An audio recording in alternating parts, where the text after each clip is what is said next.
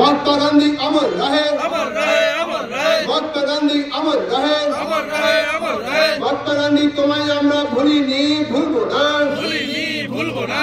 1948 মহাত্মা গান্ধী ভারতের অন্যতম প্রধান রাজনীতিবিদ, ভারতের স্বাধীনতা আন্দোলনের অগ্রগামী ব্যক্তিদের একজন এবং প্রভাবশালী নেতা।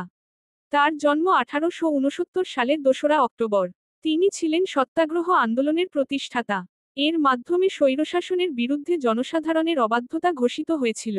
এই আন্দোলন প্রতিষ্ঠিত হয়েছিল অহিংস মতবাদ বা দর্শনের উপর এবং এটি ছিল ভারতীয় স্বাধীনতা আন্দোলনের অন্যতম চালিকা শক্তি। 1948 সালের 30 জানুয়ারি তাকে গুলি করে হত্যা করা হয়। ভারত সরকারিভাবে মহাত্মা গান্ধীকে ভারতের জাতির জনক হিসেবে ঘোষণা করে।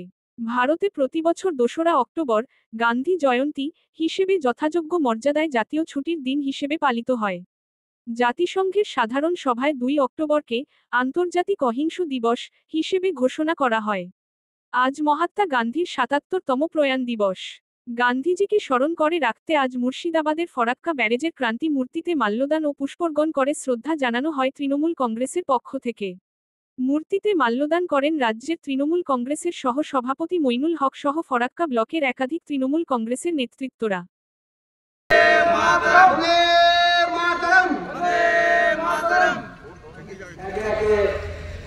মাল্যদান এবং পুষ্পার্ঘ্য করার জন্য আবেদন করছি।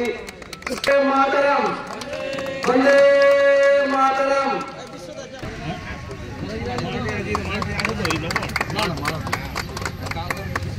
আমাদের মাঝে উপস্থিত আছেন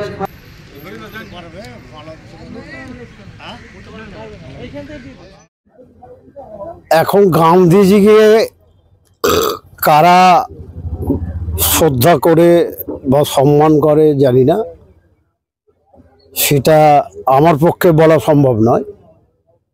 সেটা বিভিন্ন রাজনৈতিক দলের তাদের নিজস্ব চিন্তাধারা।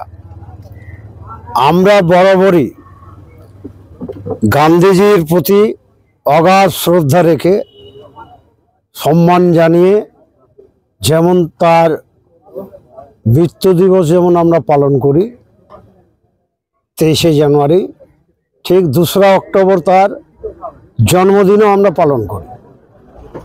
এটা বহু বছর ধরে হয়ে আসছে। পেছনে যেটা আপনারা দেখছেন গান্ধী মূর্তি, এটাও আমি তৈরি করেছিলাম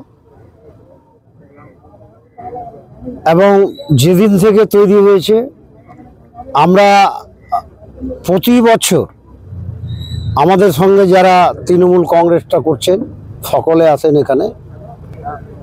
আর এর আগে কিন্তু ফারাক্কা ব্যারেজ প্রজেক্ট থেকেও হতো, আমরা দেখতাম।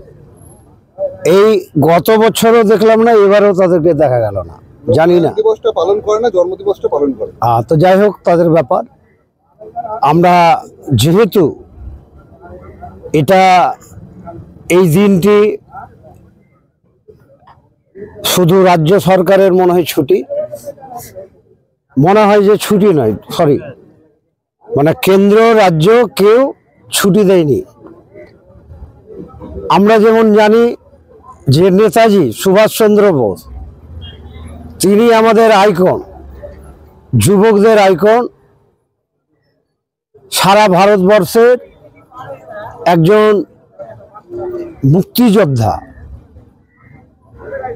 তাকে জানি না রাজ্য সরকার 23শে জানুয়ারি তার জন্মদিনে ছুটি ঘোষণা করলেও কেন্দ্রীয় সরকার কোনোদিন নেতাজির জন্মদিনে ছুটি দেয়নি।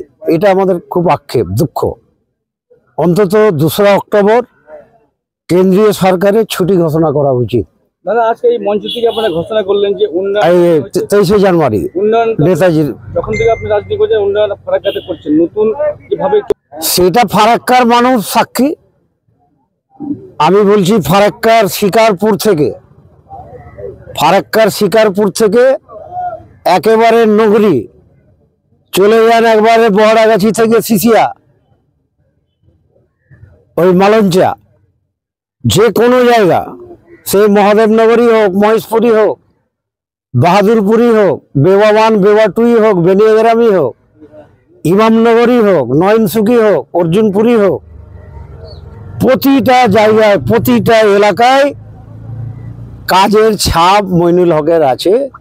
এটা কে কি বললো তাতে আমাদের কিছু যায় আসে না, কিছু যায় আসে না।